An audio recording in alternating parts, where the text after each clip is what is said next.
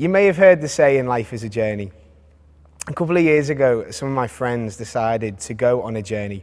They decided to do 35 miles of walking in one day for charity. I politely declined and said no, but they went and did their walk. Now, one of the guys decided that they wanted to get done really quickly, and so they went on their own.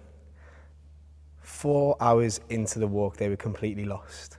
The other group stayed together and they encouraged each other. When they had blisters, they helped each other, they stopped, and they completed the walk in 14 and a half hours. The guy on his own took near 17 hours.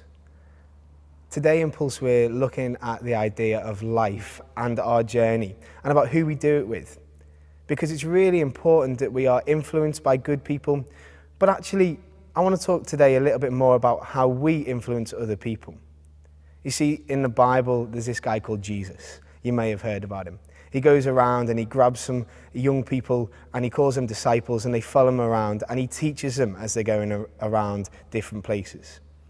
One of the key things that Jesus says is about the commandments that Moses had talked about years and years before. You may have heard of them, the 10 Commandments. When someone asked Jesus about what is the most important commandment, Jesus said this: the whole of the 10 Commandments and the law can be summarized in two things: love God and love other people. Throughout this series, you'll talk about and you'll listen about how people influence our lives and how we can respond to that. But today I want to challenge you, as you go on your journey of life, as you go through school, as you do your exams, as you go on to university or work, as you have a family in the future, how are you influencing the people around you? As a Christian, that passage and those commandments of loving God and loving other people make so many decisions for me in my life. When someone does something bad to me, I decide to love them, even though they've done something bad to me.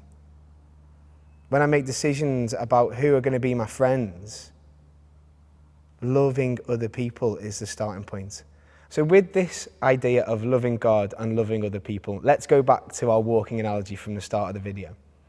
There was that one guy who went off on his own. He thought he could do it quicker and better and faster on his own.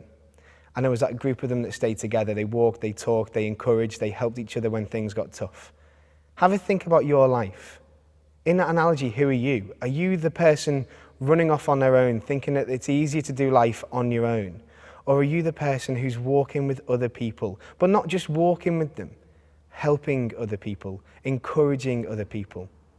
Have a think about that as we go through Pulse, as we go through the session. Think about who you are.